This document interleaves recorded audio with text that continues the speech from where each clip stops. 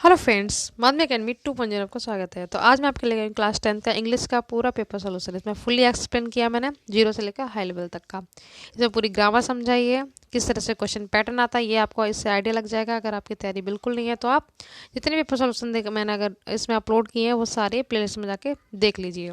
आपको आइडिया लग जाएगा पेपर कैसा आता है और आपको इंपॉर्टेंट क्वेश्चन का भी पता चल जाएगा। इसमें बहुत सारे क्वेश्चन आपको सेम मिलेंगे पेपर में, और ग्रामर का पैटर्न भी यही रहेगा। बस आपको रूल्स में सारे क्लियर करा दूंगी। तो आप कॉपी और पेन हाथ में लेके बैठो। आप कोई भी पेपर सोल्यूशन मेरा देखो तो उसमें बहुत सारे एक्स्ट्रा क्वेश्चन आते हैं, तो आप उस पर नोट डाउन करते चलो, जिससे आपके एग्जाम में आप जब भी जाएं तो उसको देख लो, तो आपको बहुत सारे क्वेश्चन क्लियर हो जाएंगे। तो नोट्स प्रॉपर बना के लिखते जाओ जितने भी पेपर सोल्यूशन। लॉन्ग थोड़ा हो जाता है पर आपको बहुत सारा एक्स्ट्रा मैं इसमें बताती हूँ, इसीलिए थोड़ा लॉन्ग वीडियो होता है। तो आपको वीडियो के एंड तक जरूर रहना है। इससे पहले भी मैं पार्ट 1 का डाल चुकी हूँ, साइंस का भी, हिंदी का भी, और इंग्लिश का ये सेकंड पार्ट है। 70 मार्क्स का पेपर होता है, 30 मार्क्स आपके प्रैक्टिकल में मिलते हैं। ये मैं आपको कई बार बता चुकी हूँ, तो फटाफट देख लेते हैं। Section A B C D. सबसे पहले सेक्शन ए में जो आता है वो क्या आएगा, अनसीन पैसेज आएगा। ठीक है, ये मतलब बिना पढ़ा हुआ। आपका चैप्टर से रिलेटेड इसमें पहला पैसेज नहीं मिलेगा। क्या मिलेगा, अनसीन। ये बहुत ही सिंपल होते हैं, आपको रीड करके क्वेश्चन आंसर निकालने होते हैं। देखो पूरा पैसेज आप पढ़ सकते हैं ऐसे। मैं आपको बस क्वेश्चन बताऊंगी किस तरह से आता है और कैसे आंसर सर्च करते हैं। ये जो पैसेज है पूरा फ्रेंडशिप पे है, मतलब किस तरह से आप फ्रेंड बना सकते हैं, ये इसमें बताया गया। तो फर्स्ट क्वेश्चन हमारा, how can we make good friends. हम अच्छे फ्रेंड्स कैसे बना सकते हैं। तो इसमें देखो, यहाँ से most of the friendship began by little acts of kindness. ज़्यादातर फ्रेंडशिप जो शुरू होती है वो कैसे होती हैं, काइंडनेस। आपकी काइंडनेस देखी जाती है। अगर किसी आपका व्यवहार अच्छा है, ठीक है, आप थोड़े दयालु हैं, काइंड है, तो आपके फ्रेंड आराम से बन जाएंगे। अगर आप में अंदर घमंड होगा, प्राउड होगा, तो आपसे लोग दूर ही रहेंगे। सिंपैथी, सहानुभूति भी होनी चाहिए। ये नहीं कि आप जैसे आप कोई दुखी है आप उसको देख के हंसे जा रहे हो। अगर आप उसके साथ सहानुभूति दिखाएंगे, उसकी दुख में हेल्प करेंगे, तब भी आप आराम से किसी को फ्रेंड बना सकते हैं या बन सकते हैं किसी के। अंडरस्टैंडिंग टू लोनली फॉक, और उसको समझ भी होनी चाहिए एक दूसरे को। अच्छी अगर समझ है, अंडरस्टैंडिंग अच्छी है एक दूसरे की, देख मतलब उसके बारे में जानने की, तो आप उसको अच्छे से बना सकते हैं। तो 3 आपके होने चाहिए, काइंडनेस, दयालु, सहानुभूति, और समझ भी, एक दूसरे को समझना भी चाहिए। ठीक है, अगर ये 3 क्वालिटी अच्छी से, तो आप आराम से फ्रेंड बना सकते हैं। इस तरह से बन जाएंगे। और एक और है, देखो, सिंसियरिटी, समझदारी is the key note friendship. सबसे ज़्यादा क्या है, समझदार। सिंसियरिटी मतलब समझदारी, ये होनी चाहिए, तभी आप अच्छे फ्रेंड्स बना सकते हैं। और सिंसियरिटी में क्या क्या आता है आप देख लो। समझदारी में क्या है, लॉयल्टी मतलब वफादारी होनी चाहिए, सहानुभूति और ट्रस्ट। ये सिंसियरिटी में 3 चीज़ें आती हैं। विश्वास, सहानुभूति, वफादारी, ये तीनों क्वालिटी हो तो आप आराम से उसको अच्छा फ्रेंड बना सकते हैं। अगर किसी व्यक्ति के अंदर ये तीनों चीज़ें हैं तो आप उसको अच्छा फ्रेंड बना सकते हैं। ठीक है। सेकंड क्वेश्चन है, how can you come close to someone. आप किसी के क्लोज कैसे आ सकते हैं। तो आप कॉमन इंटरेस्ट, कोई चीज़ किसी में कोई भी इंटरेस्ट हो सकता है आपका किसी भी क्वालिटी के लिए, उसके लिए, उसके प्रति। ठीक है, will draw you very close to some friend, तो आप उसके क्लोज जा सकते हैं इस तरह से। और उसमें भी ये क्वालिटी आप डाल सकते हैं, लॉयल्टी, सिंपैथी, ट्रस्ट। कोई ना कोई क्वालिटी आपको इंटरेस्ट जरूर करेगी उसके प्रति, तभी आप उसके क्लोज जाएंगे फ्रेंड के। ठीक है, इस तरह आप उसको लिख सकते हैं। थर्ड क्वेश्चन देखो, ये किस तरह से पूछा जाता है। ये बोला, pick out the word from the passage which is similar in meaning to carefully. Similar का मीन्स होता है सिनोनियम्स यानी पर्यायवाची। तो आपको केयरफुली का सिनोनियम्स फाइंड आउट करना किस में से, फ्रॉम द पैसेज। इसी पैसेज में से आपको केयरफुली का सिनोनियम्स फाइंड आउट करना है। तो केयरफुली आप जानते ही हैं, सतर्कता या सावधानी। तो आप इस पैसेज में देखो केयरफुली का कहाँ पे मिल रहा है आपको, ये रहा, ग्रेट केयर, ये है ना केयर। तो केयरफुली का सिनोनिम्स क्या हो जाएगा, केयर। आप यहाँ पे लिख सकते हैं ऐसे, केयरफुली के आगे एरो ला के, केयर। नेक्स्ट है, गिव वन, एक आपको अपोजिट का मतलब होता है एंटोनियम्स पूछा, उल्टा, जस्ट उल्टा लेना है। तो डिसकंटेंट, ठीक है, डिसकंटेंटेड। तो नॉर्मल सी बात है, अगर यहाँ पे कंटेंटेड होता तो इसका अपोजिट क्या होता है, डिस। यहाँ पे डिस लगा दिया तो डिस को हटा देंगे। तो यहाँ से देखो कहाँ पे मिल रहा है कंटेंट,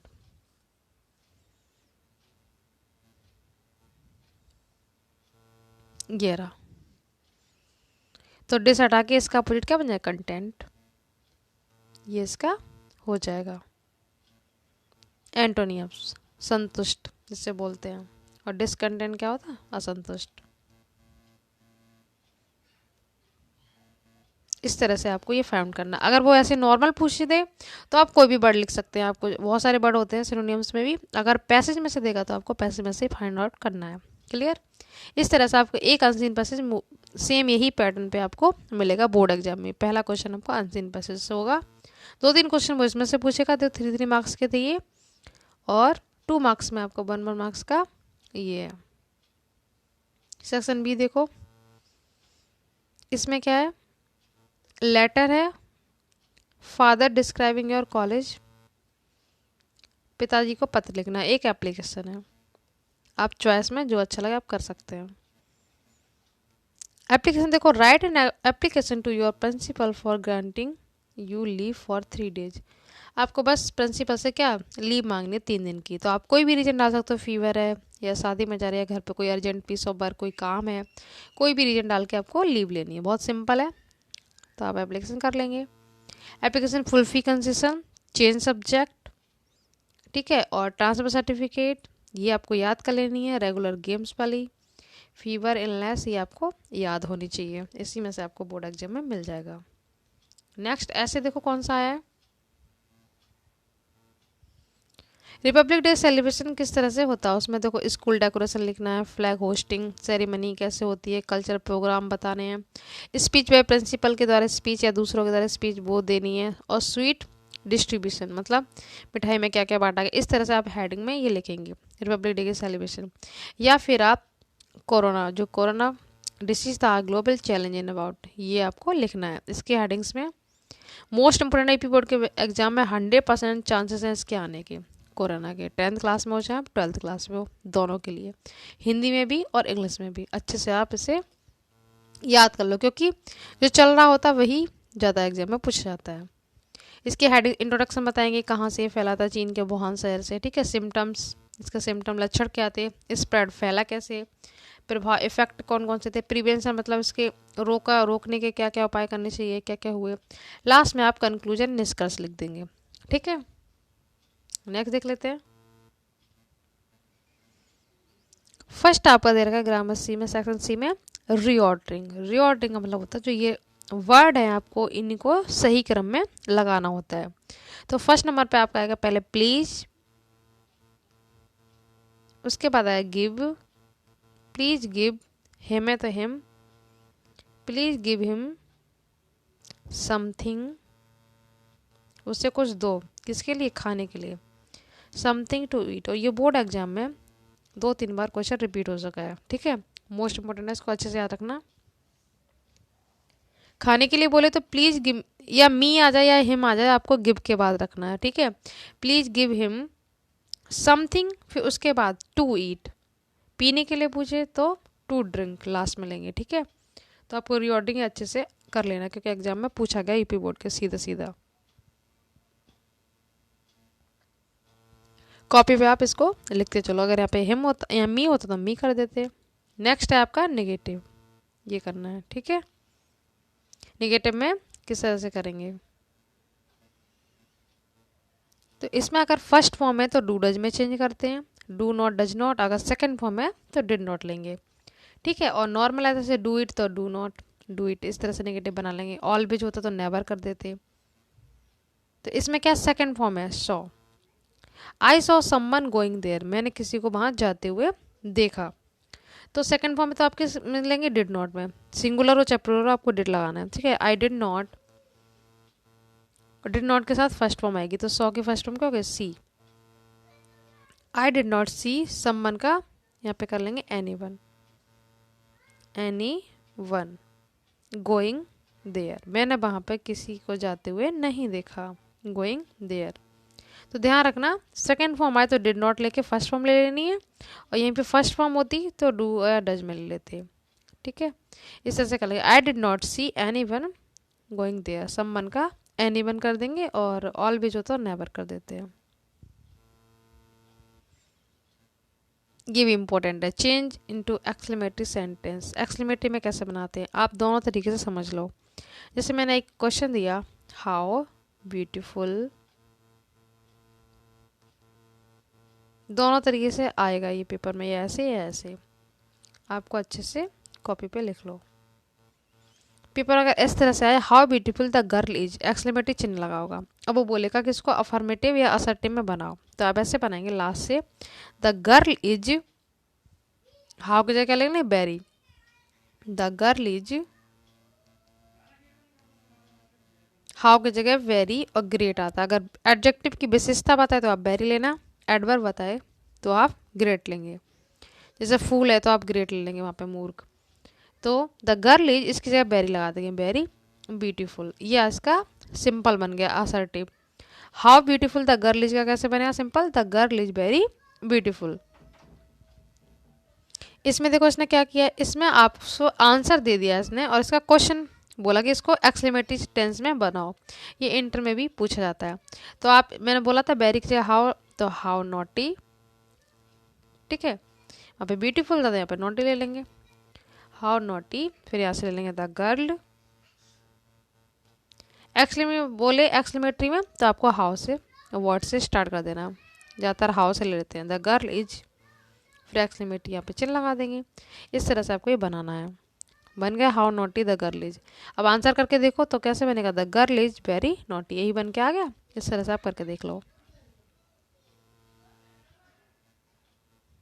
नेक्स्ट देखो एक्टिव पैसिव, इसकी पूरी प्लेलिस्ट बनी हुई है, मैंने एक्टिव पैसिव के सारे वीडियो अपलोड किए हुए हैं 0 से हाई लेवल तक के, तो आप उसमें से आपका आराम से मिल जाएगा। ये रूल्स कैसे याद करते हैं ये भी मैंने बता रखा है, ये भी और डायरेक्ट इनडायरेक्ट दोनों। तो हमेशा ऑब्जेक्ट को सब्जेक्ट बनाते हैं, इसके दो तरीके हैं, एक तो लास्ट से ले लो इसका साइंस, फर्स्ट फॉर्म है, एक वचन है तो साइंस सब्जेक्ट तो इज लाएंगे क्योंकि यहाँ पे टीच इज है। साइंस इज टॉट, टीच की थर्ड फॉर्म क्या होती है, टॉट। अस, फिर अस का अस आ जाएगा, फिर वाई, फिर डॉक्टर रंजना, एक तो ऐसे बन जाएगा। साइंस ले लिया, फर्स्ट फॉर्म थी, फर्स्ट फॉर्म डूरज इजार में जाता तो एक बच्चे इज ले लिया, फिर थर्ड फॉर्म लगाते टॉट, फिर दूसरा ऑब्जेक्ट टॉट के बाद ले लेंगे, फिर हमेशा बाय लगाते थर्ड फॉर्म के बाद। थर्ड फॉर्म के बाद ऑब्जेक्ट था तो ऑब्जेक्ट ले लिया, फिर वाई लगा दिया, मतलब किसके द्वारा काम किया गया है, डॉक्टर रंजना। इसकी हिंदी क्या है, डॉक्टर रंजना हमें साइंस या विज्ञान पढ़ाती हैं। हमने कैसे बना दिया कि विज्ञान को पढ़ाया गया किसके द्वारा, डॉक्टर रंजना के द्वारा, ये हो गया। अगर आप ऐसे ना बनाना चाहें तो कैसे बना सकते हैं इसको, सपोज आपको अस से बनाना है तो अस का उल्टा ले लो बी, वी आर, आर क्यों लिया क्योंकि प्लूरल है, ठीक है, वी आर टॉट, वही रहेगा सेम। इस बार ऑब्जेक्ट हम क्या ले लेंगे, साइंस, अब हम यहाँ पे टॉट के बाद क्या ले लेंगे, साइंस, फिर वैसे ही सेम बाय डॉक्टर रंजना, ऐसे कर लेंगे same, we are taught science by doctor Ranjana. आप जैसे चाहो तब वैसे कर लो। एक्टिव पैसिव का रूल होता है हमेशा लास्ट वर्ड पहले लेते हैं, चाहे साइंस से ले लो, पर इसमें दो ऑब्जेक्ट है तो दो ऑब्जेक्ट किस तरह से आता है मैंने बता दिया, ये भी बोर्ड के एग्जाम में यही ज़्यादा पैटर्न पूछा जाता है। क्लियर। नेक्स्ट देखो, ही स्टडीज योर प्रपोजल, जब भी ये प्रपोजल की बात आए तो उसमें विद लगाएंगे, ठीक है, तुम्हारे सुझाव से वो पढ़ाई करता है, विद योर प्रपोजल। एक प्रीपोजिशन जरूर पूछी जाती है।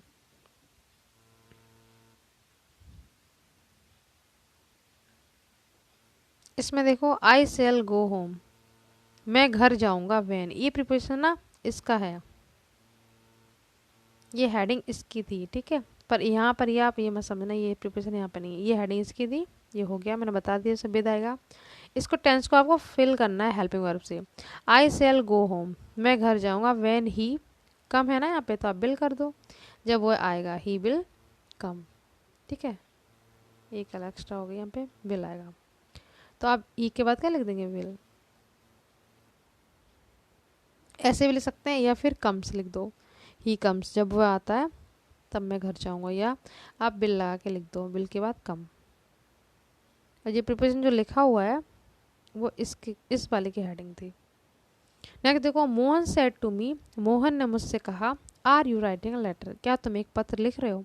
इसका इनडायरेक्ट स्पीच बनाना है, तो इसके भी सारे रूल्स मैंने करवा रखे हैं, पूरा इंटर तक का, यानी कॉम्पिटिटिव एग्जाम तक का भी मैंने उसमें करवा दिया। इसके जो भी वीडियो है उस पर देख लीजिए। आपके पेपर में ज़्यादातर इंटरोगेटिव में से क्वेश्चन पूछा था, 10th लेवल की बात कर रही हूँ, इंटर में थोड़ा हाई भी आ जाता है, तो इसमें इंटरोगेटिव का पार्ट आएगा या फिर इम्परेटिव, जिसमें ऑर्डर रिक्वेस्ट दिया जाता है। ये इतना तक आप देख लो, उसमें से आपका 100% मिल जाएगा।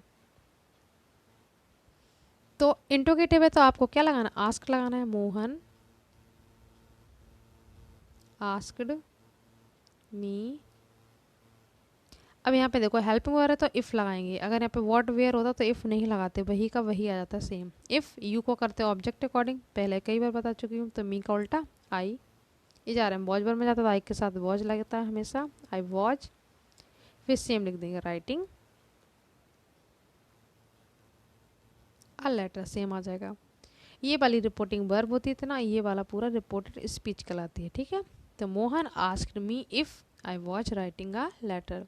इसमें टुडे टुमारो ये सब चेंज होते हैं, एक्टिव पैसिव में ऐसा कुछ नहीं होता। सारे रूल्स नहीं करवा रही मैं, आप वहाँ पे जाके देख सकते हैं अगर आपको सीखना है तो, प्लेस इसकी बनी हुई है। नेक्स्ट है the teacher has been teaching, इस टेंस को आपको कंप्लीट करना होता है। तो टीचर पढ़ा रहे हैं, आप कुछ भी लिख दो यहाँ पे, हैज बीन आया तो आपको सिंस फॉर लिखना पड़ेगा, टीचिंग साइंस लिख दो या टीचिंग इन द क्लास लिख दो, ठीक है। टीचिंग इन द क्लास ले लेते, teaching in the class, class में पढ़ा रहे हैं तो कितने घंटे, सपोज 1 घंटे से पढ़ा रहे हैं तो for an 1 hour, for one नहीं, यहाँ पे एन आवर, ठीक है। 1 घंटे से पढ़ा रहे हैं, सपोज 2 घंटे का होता, या सुबह से पढ़ा रहे हैं तो आप क्या ले लेंगे, सिंस मॉर्निंग। 2 घंटे से पढ़ा रहे हैं तो teaching in the class for 2 hours, क्योंकि जब हैज बीन हैव बीन अगर वर्ब आई तो सिंस फॉर के साथ आपको यूज करना पड़ेगा। यहाँ पे सिंस ले लो या फॉर ले लो, सिंस होता तो मॉर्निंग लिख देते, या 2 o'clock 2 बजे से लिख देते, इस तरह से 3 o'clock 2 o'clock, इस तरह से। नेक्स्ट आपका कंप्लीट, ये करना है, ये तो बहुत सिंपल होता है, जितने आपको मीनिंग याद होंगे उतने जल्दी आप इसको कर पाएंगे। तो इसमें आप कलेक्टर है, ये तो ओ और ओ कलेक्टर, ठीक है, दोनों जगह ओ आएगा। ये क्या है, बिटवीन, दो लोगों के बीच में बात होती है तो बिटवीन लगाते हैं, बिटवीन। ये कलेक्टर, दोनों जगह आपको ओ भर देना है, ठीक है, ओ और ओ कलेक्टर। और जब बहुत सारे लोगों के बीच में बात होता है अमोंग लगाते हैं, जैसे आपको कोई चीज़ डिस्ट्रीब्यूट करवानी, 2 लोगों के बीच में बांटो तो बिटवीन कर देते हैं, और बहुत सारे के बीच में बांटेंगे तो अमोंग लगाते हैं। ये प्रीपोजिशन का यूज है जो कि आपके पेपर में आती है, ठीक है। नेक्स्ट है पंक्चुएशन, यहाँ पे कैपिटल स्मॉल बड़ा छोटा ये सब देखा जाता है। तो ही रोट, इसमें ही एच बड़ा लिख देंगे, ही रोट, आई बड़ा बना देंगे, आई कांट कम, मैं नहीं आ सकता, बिकॉज, सेम ऐसे लिख दो जैसे लिखा है यूएसए, बिकॉज आई बड़ा कर देंगे, एम एल, लास्ट में क्या लगा देंगे, फुल स्टॉप। इसमें कुछ नहीं होता, कॉमा वगैरह देखना होता, बड़ा छोटा कैपिटल लेटर ये सब देखने होते हैं, सिंपल होता है ये। नेक्स्ट देख लेते हैं, क्वेश्चन नंबर 5 में आपको स्टोरी मिलती है। पहले ये 4 मार्क्स की आती थी, अब ये पैटर्न चेंज हो गया है तो अब ये 5 मार्क्स की कर दी गई है। तो कैसे करेंगे, आप कॉपी पे नोट डाउन करते रहो। प्राचीन काल से अनेक विदेशी व्यापारी भारत आते रहे हैं, तो प्राचीन काल को क्या बोलते हैं, एंशियंट टाइम्स। तो क्या लिखेंगे, से, फ्रॉम, से के लिए फ्रॉम हो गया। प्राचीन काल को क्या बोलते हैं, ancient time, from ancient time, TIME, ठीक है। अनेक विदेशी, एक एक स्टेप बना लिया करो, many foreign, FOREIGN, many foreign. व्यापारी को क्या बोलते हैं, मर्चेंट, मर्चेंट हैव बीन, आते रहे ना, टाइम दे रहा है ना, प्राचीन काल से टाइम हो गया तो हैव बीन आता है ना। अभी आपको मैंने इससे पहले बताया था ना, टीचर पढ़ा रहे हैं तो उसमें भी हैव बीन था, तो हमने टाइम लगाया था फॉर 2 आवर या 1 आवर, ऐसे इसमें हैव बीन लगा रहे हैं क्योंकि टाइम बता दिया प्राचीन काल से। तो हैव बीन आते रहे, कमिंग टू इंडिया। क्लियर? कैसे लिखेंगे? प्राचीन काल से अनेक विदेशी व्यापारी भारत आते रहे, तो from ancient time many foreign merchants have been coming to India. Clear? Next देखो लाइन, कुछ यात्री जलमार्ग से यहाँ आए और कुछ थल मार्ग से, मतलब कुछ पानी के रास्ते से, कुछ जमीन थल मार्ग से। तो कुछ यात्री क्या लिखेंगे? सम, कुछ को कहते हैं सम, यात्री को बोलते हैं ट्रैवलर्स। सम ट्रैवलर्स केम, यहाँ आए ना, तो केम टू हियर, हियर ले लो, इसमें टू का प्रीपोजिशन का यूज नहीं हुआ। केम हियर, यहाँ आए ना, किसके द्वारा? अब बाय लगा देंगे, किसी की चीज के द्वारा आते हैं, वाहन वगैरह तो बाय तो लगाते हैं। इसी तरह से इसमें जलमार्ग तो वाटरवे, वाटरवेज, एंड अदर दूसरा मार्ग जो था, एंड अदर वाय लैंड, जमीन के रास्ते से आया। कैसे लिखेंगे? Some travellers came here by waterways, मतलब जल मार्ग, एंड अदर्स जो दूसरे आए बाय लैंड, जो थल मार्ग के द्वारा आए।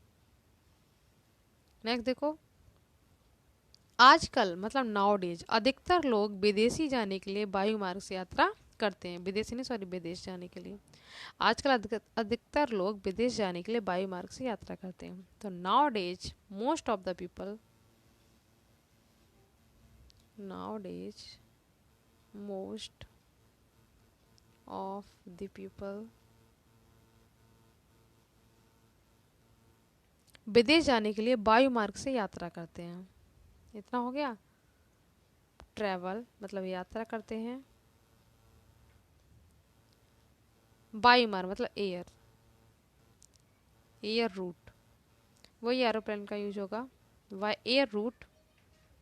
ठीक है, कहाँ जाने के लिए? विदेश जाने के लिए। तो to go to foreign lands, to go to foreign, FOREIGN। ठीक है, ये लिख देना, अभी बताया था मैंने, फॉरेन लैंड्स, ये हो गया। फिर से एक बार सुन लो इसका, now days most of the people travel by air route to go to foreign lands, ये हो गया। लास्ट देखो लाइन, भविष्य में भी लोग दूसरे देशों की यात्रा करते रहेंगे। तो भविष्य का क्या बोलेंगे? इन फ्यूचर, कहते हैं ना इन फ्यूचर में ऐसा हो तो। इन फ्यूचर पीपल जो लोग होते हैं, अच्छा एक पीपल ये वाला होता है PUPIL, ये पीपल होता है शिष्य वाला PUPIL, एक होता है ये वाला, ये होता है लोग। In future people will continue, in future people will continue, CONTINUE, spelling आपको अच्छे से लिखनी है। कंटिन्यू ट्रैवलिंग, करते रहेंगे ना, तो कंटिन्यूस में ले लेंगे ट्रैवलिंग दूसरे देशों में, तो अदर कंट्रीज। वाई को हटा के क्या करते हैं? COUNTRY, वाई को हटा के IS लगाते हैं, कंट्रीज। ठीक है, COUNTRES, इस तरह से हो जाता है ये। In future people will continue travelling other countries. Next अब आएगा लिटरेचर, मतलब आपके पढ़े हुए चैप्टर। इसमें क्या होता है? ये आपके रीड जो पैसेज आता है, ये आपके चैप्टर पढ़ा हुआ होगा। ठीक है, ये चैप्टर कैसे पहचानोगे? इसमें फ्रीडम एक वर्ड ऐसा है, इससे आप ये चैप्टर पहचान लोगे कि नेल्सन मंडेला का है। किसका? नेल्सन मंडेला, जिसमें ये फ्रीडम आ जाए, ऑपरेसर आ जाए, या ऑपरेस्ट, ये आते हैं। तो ऑपरेस्ट किसे बोलते हैं? उत्पीड़क को, जिस पे उत्पीड़न किया जा रहा हो। ठीक है। और ऑप्रेसर उसे बोलते हैं जो उत्पीड़ित, उत्पीड़ित। अभी देखो से कहानी क्या है।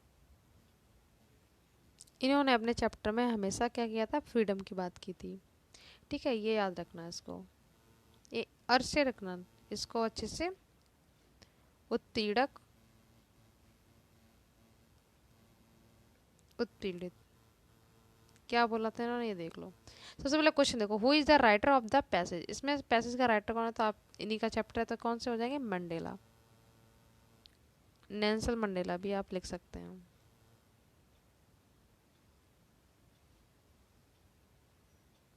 NELSON कैपिटल लेना, ठीक है। NEL Nelson Mandela, MANDELA। तो इस तरह से आप लिख देंगे Nelson Mandela is the writer of the above passage. ये हो गया फर्स्ट क्वेश्चन। इन्होंने इस चैप्टर में फ्रीडम और ये ऑपरेशन ऑपरेशन मतलब उत्पीड़क और उत्पीड़ित दोनों की बहुत ज़्यादा बातें की हैं। इससे आप इसे कैच कर सकते हैं चैप्टर कौन सा है। इससे पहले मैंने जो प्री बोर्ड का पेपर सोल्यूशन करवाया था उसमें लेंचो वाला चैप्टर था, जिसके राइटर कौन थे, GL फ्यूंड्स। तो इन्होंने बोला था, in what way are the oppressed and the oppressor robbed of their humanity. Robbed मतलब होता है लूटना, तो ये बोले कि उत्पीड़क, ठीक है, उत्पीड़क और उत्पीड़ित में ये क्या कह रहे हैं। इन्होंने बोला था कि उत्पीड़क भी उतना ही स्वतंत्र होना चाहिए, ऑपरेसर भी उतना ही स्वतंत्र होना चाहिए जितना कि उत्पीड़ित वाला होता है। ठीक है, दोनों को होना चाहिए, ये बोलना था कि।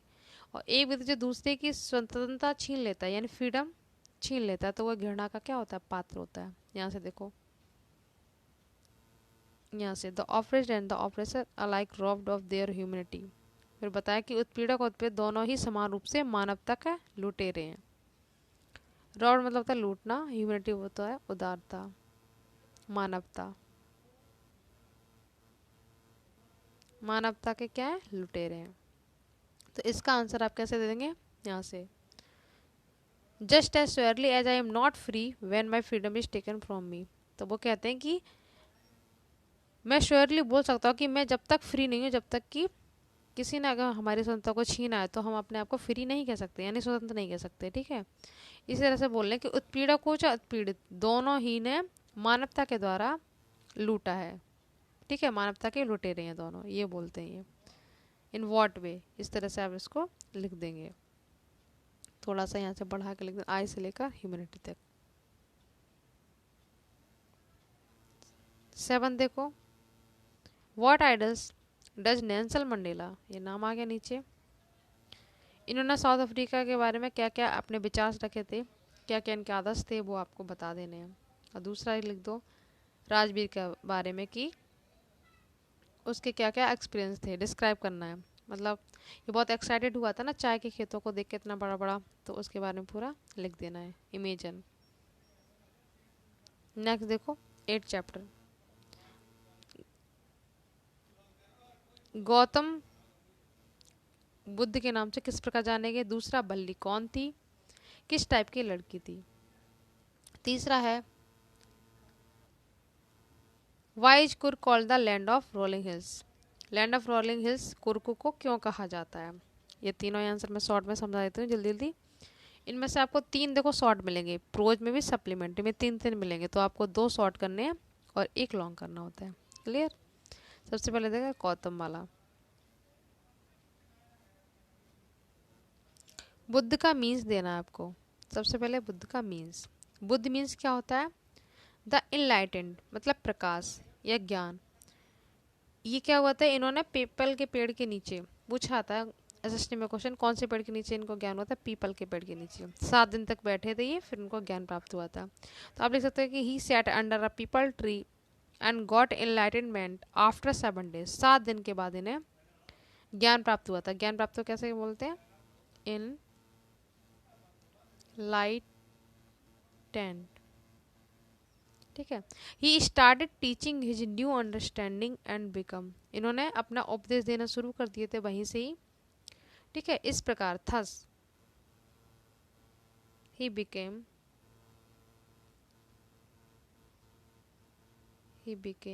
known as KNOW, known, as Gautam Buddha, इस प्रकार वो गौतम बुद्ध के नाम से जाने गए। इन्होंने वहीं से अपने उपदेश देने शुरू किए थे, पीपल के पेड़ के नीचे जब इनको ज्ञान प्राप्त हो गया तब। हु वॉज बल्ली, बल्ली कौन थी और किस टाइप की लड़की थी? बल्ली एक 8 years ओल्ड गर्ल थी, तो आप कैसे लिखोगे? सी वॉच, वो 8 साल की लड़की थी। सी वॉच एन 8 years, एन क्यों लगा रहे? क्योंकि बॉबल्स आ रहा है, बॉबल्स का यूज सिखा चुके मैं articles. An 8 years old girl, ठीक है। आप ये लिख देंगे। किस टाइप की लड़की थी ये बता देना आप। सी वॉज ब्रेव, वो बहुत बहादुर थी। She was brave. She has no classmates, उसका कोई भी प्लेमेट्स या क्लासमेट नहीं था, मतलब खेलने के लिए उसके साथ, ठीक है। और ये कहाँ रहती थी? हु लिव्ड इन विलेज, जो कि गांव में रहती थी। Who lived in village. She was a 8 years old girl who lived in village, ऐसे लिख देना। फिर आप बता देंगे she was a brave girl, और लिख देना she was wiser than other girls of her age, मतलब अपने एज की बच्चों से वो ज़्यादा इंटेलिजेंट थी। उसके एज के और भी बच्चे थे, उन सभी से ज़्यादा इंटेलिजेंट थी। तो आप लिखेंगे सी वॉज वाइजर, मतलब बुद्धिमान, than other girls of her age, ऐसे लिख देंगे। सी वॉज ब्रेव, इस तरह से बना के। नेक्स्ट है कुर्ग को पहाड़ियों, ठीक है, पहाड़ियों की भूमि क्यों कहा जाता है? तो इसका सिंपल सा आंसर लिखेंगे, Coorg is called the land of rolling hills. गोल पहाड़ियों की भूमि कैसे? रोलिंग मतलब गोल, गोल पहाड़ियों की भूमि क्यों कहते हैं? बिकॉज, क्योंकि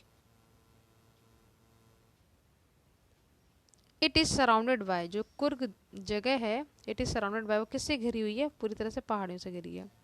इट इज सराउंडिंग,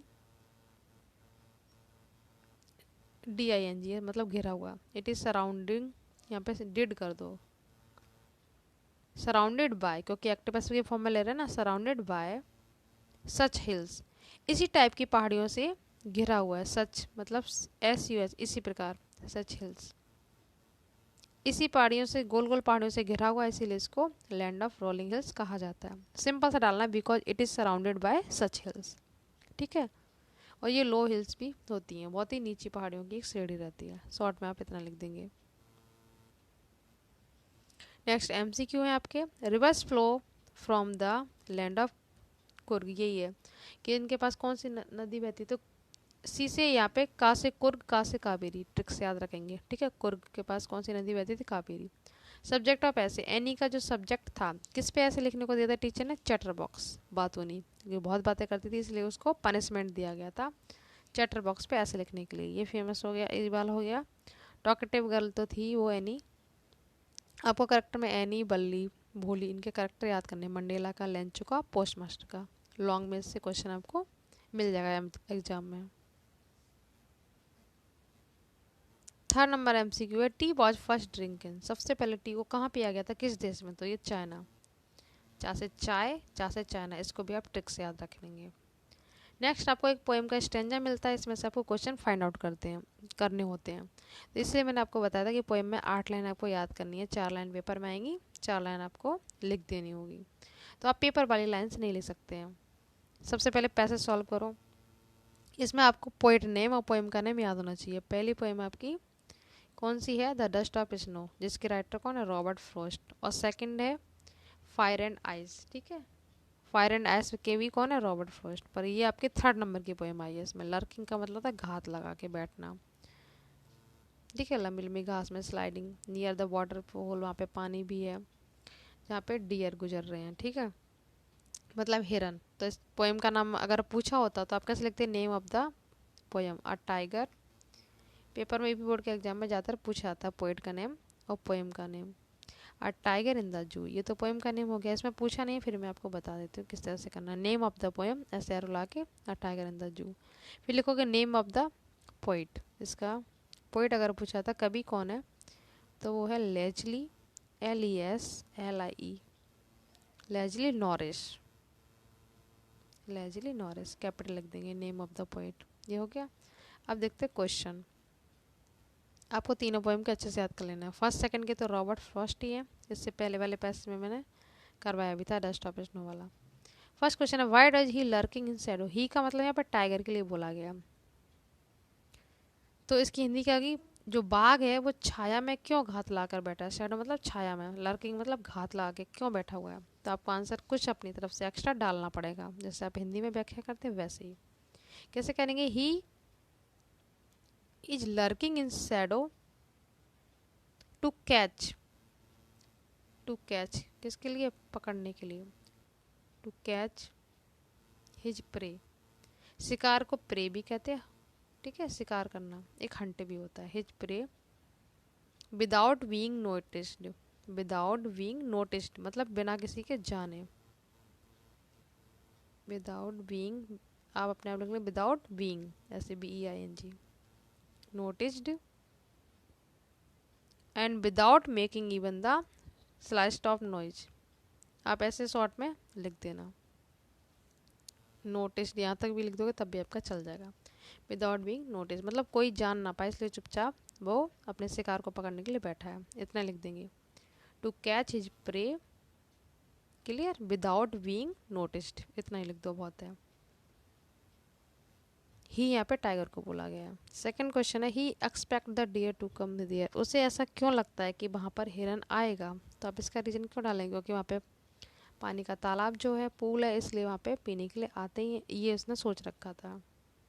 तो आप लिखेंगे ही एक्सपेक्ट्स, या द टाइगर, यहाँ पे टाइगर भी लिख सकते हैं, the tiger expects the deer to come there.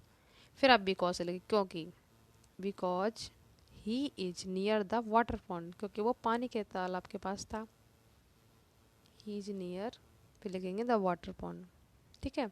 फिर वेयर मतलब जहाँ, the deer are most likely to come to drink water, जहाँ पर ज़्यादातर हिरन पानी पीने आते हैं, इसलिए उसने सोचा था where the deer are most likely to come to drink water, ये आप लिख लेंगे, clear.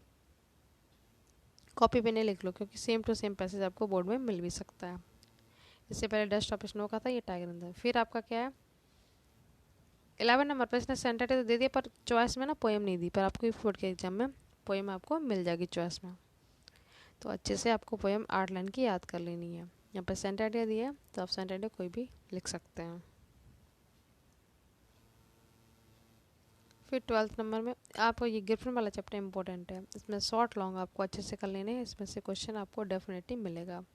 What did Griffin to do become invisible. अदृश्य होने के लिए उन्होंने क्या किया था, ग्रिफिन एक साइंटिस्ट थे। सेकंड है हाउ डिड मदर, मदर ने कैसे हेल्प की थी, ये सेकंड चैप्टर का है। और थर्ड क्वेश्चन है जो लॉजिल थे उन्होंने नेकलेस को क्या किया था रिप्लेस करने के लिए, मतलब बदले में देने के लिए क्या हार्ड वर्क करना पड़ा था उन्हें, इसमें से आप लिख देंगे कैसे। तो क्वेश्चन देखो, अदृश्य होने के लिए उसने क्या किया था, तो इसको कुछ ऐसी दवाइयों की तलाश थी जो उसको शरीर को अदृश्य बना सकती थी। तो इसने उन्हीं दवाइयों को खा लिया था, इसलिए ये अदृश्य यानी गायब हो गया था, किसी को दिखता नहीं था। तो आप लिखेंगे he consumed, he consumed those drugs या मेडिसिन्स, इसने वो दवाइयाँ खा ली थी अदृश्य होने वाली। थस इस प्रकार ही बिकम इनविजिबल, ये बन जाता है। और थोड़ा सा बढ़ा के लिखना था Griffin had discovered some drugs, उसने कुछ दवाइयों की खोज की थी which could make human body, ठीक है, जो कि मनुष्य को अदृश्य बना सकती थी, वही इसने खा ली थी दवाई, आप ऐसे लिख देंगे शॉर्ट में। मदर ने कैसे हेल्प की थी, ये चैप्टर है आपका रिचर्ड इम्ब्राइट, ठीक है, ये कौन यहाँ पे बात है, रिचर्ड इम्ब्राइट। इनकी माँ ने हेल्प कैसे की थी, इससे पहले आपके सिलेबस में एक चैप्टर था एडिसन, उनमें भी उनकी माँ ने टीचर के रूप में उनकी बहुत हेल्प की थी, ऐसे इसमें पूछ रहे हैं। तो ये जब 3rd क्लास में थे तो उनके पिता की डेथ हो जाती है, उसके बाद उनकी माँ ही इनका ध्यान रखती हैं। तो आप कह सकते हैं वो अलग अलग यात्राओं पर ले जाते थे, she took him on trips, bought him telescope, तभी तो ये साइंटिस्ट बने थे। टेलीस्कोप उसको खरीद कर देती थी, माइक्रोस्कोप देती थी सूक्ष्मदर्शी, ठीक है, माइक्रोस्कोप, कैमरा, माउंटिंग मटेरियल्स सारे, ठीक है, ये उसके बाद that help me many ways, बहुत सारी काम में उसकी हेल्प करती थी। 3 में से आपको 2 ही करने हैं, आप कोई भी कर सकते। ये तो मैंने आपको बता ही दिया था कि हार को देने के लिए, जो खोया हुआ हार था उसको वापस देने के लिए उन्होंने क्या क्या किया था। तो she had to work hard, उन्हें कठिन परिश्रम करना पड़ा था। इस तरह से बना के और लिख देंगे इसको। फिर आप लॉन्ग देख लो, इसमें 2 में से एक लॉन्ग करना है। ग्रिफिन कौन था ये आपको बताना है, अभी बताया था, तो साइंटिस्ट था ये। इसने कुछ दवाइयाँ खा ली थी, इसलिए अदृश्य रहता था, किसी को दिखता नहीं था। सेकंड हरी सिंह, जो पहला चैप्टर है आपका, ठीक है, जो चोर का रूप धारण करके बैठा हुआ है, स्टोल मनी, पैसा चुराता था। तो ये वाला आपको लिख देना है इसके बारे में, इसका करेक्टर बताना किस तरह से था। लास्ट में आपके ट्रू फॉल्स, फिर आपको होता है पूरा कंप्लीट। फटाफट देख लेते हैं। द स्टोलन मनी वॉज रुपी, जो भी रुपए चुराए गए थे वो इतने थे 850, ये गलत है। सेकंड है Griffin was a law abiding person, इसका मतलब होता है आज्ञा का पालन करने वाला। ग्रिफिन ऐसा नहीं था, वो किसी की बात नहीं मानता था, ये भी फॉल्स है, ठीक है, ये भी फॉल्स है। थर्ड है रिचर्ड एम ब्राइट, अभी आपका आया था, never lost his scientific curiosity, उन्होंने कभी भी, जो उनके अंदर जिज्ञासा रहती थी ना वैज्ञानिक बनने की, या कोई भी चीज़ जिज्ञासा जो थी वो कभी खोई नहीं थी, ये सच बात है। उन्होंने कभी भी अपनी साइंटिफिक जो जिज्ञासा थी साइंस को जानने की, वो कभी नहीं खोई थी, ये ट्रू है। नेक्स्ट है, ये नेकलेस वाला चैप्टर है। Matilda has some jewellery but not any beautiful dress, इसने क्या बोला है कि मैटिल्डा के पास ज्वेलरी तो थी, ब्यूटीफुल ड्रेस नहीं थी। ये फॉल्स हो जाएगा। क्यों? क्योंकि मैटिल्डा के पास ड्रेस थी, ज्वेलरी नहीं थी, इस बात को ध्यान रखना। उनके पास ड्रेस तो थी, इनको इनविटेशन मिला था खाने पर जाने के लिए, तब इन्होंने अपने हस्बैंड से बोला था कि मेरे पास ड्रेस है पर ज्वेलरी नहीं है। तभी जब अपनी दोस्त से, पुराने दोस्त से बचपन की नेकलेस उधार लेती हैं वो, जो कि इनका पार्टी में खो जाता है, तो उसी को वापस चुकाने के लिए बहुत सारा ना हार्ड वर्क करना पड़ा था। तो इसीलिए इसमें बोला गया ना कि ज्वेलरी, अगर ज्वेलरी होती तो वो लेती क्यों नेकलेस, तो ये वाला फॉल्स हो जाएगा, बस एक ही ट्रू है, ठीक है। तो इस तरह से आपका क्लियर हो जाता है। अगर आपको कोई भी डाउट हो तो आप मुझसे पूछ सकते हैं। और वीडियो कैसा लगा अपना फीडबैक कमेंट बॉक्स में ज़रूर दें, और जितना हो सके वीडियो को शेयर ज़रूर कीजिए अपने दोस्तों में जो भी पढ़ रहे हो आपके साथ ही। बाकी करेंगे नेक्स्ट वीडियो। इस बार सेकंड पार्ट आ जाएगा आपका हिंदी का, तो 2 हिंदी के प्री बोर्ड के पेपर, 2 साइंस के, 2 इंग्लिश के। इससे पहले ही मैंने प्रीवियस ईयर का डाला हुआ है, वो भी आप देख लें, इससे बहुत सारी हेल्प आपको बोर्ड एग्जाम में मिलेगी। और प्रॉपर नोट्स बनाते चलिए, जिससे कि एग्ज़ाम टाइम पे आपको प्रॉब्लम ना हो। Thank you so much.